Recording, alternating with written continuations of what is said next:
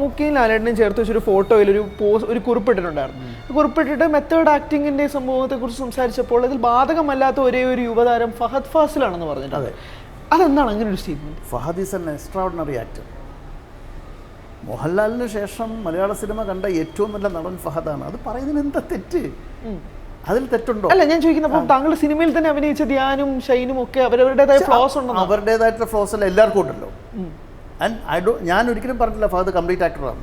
ഇല്ല, ഞാൻ പറഞ്ഞ മെത്തേഡ് ആക്ടിങ് ആൻഡ് അത് രണ്ടും ബാധകമാവാത്ത ഫഹദിന് മാത്രമേ ഉള്ളൂ. അല്ലെങ്കിൽ ഫഹദ് ഇത് ഹരിക്കും ആ ഒരു ബോധമില്ലേ?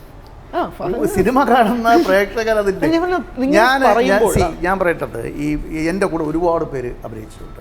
ഇപ്പോൾ പൃഥ്വിരാജ് എൻ്റെ ആദ്യത്തെ പടത്തിലെ നായകനാണ്. എന്ത് മനോഹരമായി അദ്ദേഹം ബിഹേവ് ചെയ്തു. വാസ്തവം പകലുകൂടിയല്ലേ അക്ലമേഷൻ അദ്ദേഹത്തിന് ഇതാക്കിയിട്ട് അദ്ദേഹത്തിന് സ്റ്റേറ്റ് അവാർഡ് വരെ കിട്ടിയില്ലേ. പൃഥ്വിരാജ് പൊട്ടൻഷ്യലാണ്. അതേപോലെ പൊട്ടൻഷ്യലായിട്ട് നടന്നാണ് ഇന്ദ്രജിത്ത്. വ്യക്തിപരമായിട്ടല്ലാതെ ഈ നിലപാടുകളിൽ ജയസൂര്യയോട് എനിക്ക് എതിർപ്പുണ്ട്. അത് എതിർപ്പ് എന്നും ഉണ്ടാവും. അയാളുടെ നിലപാടുകൾ, പക്ഷേ അയാൾ നല്ല ആക്ടറാണ്. അത് ഞാൻ അംഗീകരിക്കണം. അയാൾ നല്ല ആക്ടർ, അയാൾ നല്ല അഭിനയം കാഴ്ചവെച്ച സിനിമകൾ, അയാൾ ഏറ്റവും ഇഷ്ടപ്പെട്ട ഏറ്റവും നല്ല സിനിമകളിലൊന്ന് വൈരത്തിലെ ജോസൂട്ടിയാണ്. അത് കഴിഞ്ഞാൽ എന്നെ അയാൾ ഭ്രമിപ്പിച്ച അയാളുടെ പെർഫോമൻസ് എന്ന് പറഞ്ഞാൽ അമൽനീരത്തിൻ്റെ പടം ഇയ്യോബിൻ്റെ പുസ്തകത്തിൽ അതിമനോഹരമായി ജയസൂര്യ ചെയ്തിട്ടുണ്ട്. ആ ജയസൂര്യയുടെ പ്രതിഭയെ ഞാനെന്തിനു കുറച്ച് കാണണം? ജയസൂര്യയുടെ നിലപാടുകളെ ഞാൻ എതിർത്തിട്ടുണ്ട്, പക്ഷേ പ്രതിഭയെ ഞാൻ ഒരിക്കലും കുറച്ച് കാണത്തില്ല.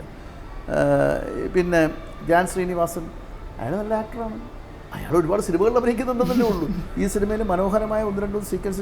ഷൈൻ ടോം ചാക്കോ ഗംഭീര ആക്ടറല്ലേ. വിവേകാനന്ദൻ ഞാനും ഒരു സീനിൽ ഉണ്ടായിരുന്നു.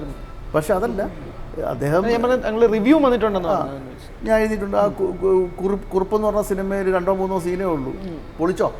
അപ്പം അത്തരം കഴിവുള്ള ആക്ടേഴ്സേ നമുക്കുള്ളൂ. കഴിവില്ലാത്ത ഒരു പ്രതിഭയും മലയാള സിനിമയിൽ നിലനിൽക്കില്ല. അത് നിങ്ങൾ എഴുതി വെച്ചോ.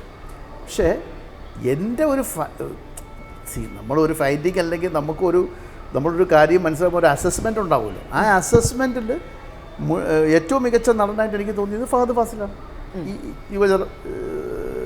യുവാക്കളുടെ ഏറ്റവും പുതിയ വാർത്തകളും വിശേഷങ്ങളും വിരൽ തുമ്പിലറിയാൻ സീ മലയാളം ന്യൂസ് എല്ലാ ഡിജിറ്റൽ പ്ലാറ്റ്ഫോമുകളിലും ലഭ്യം.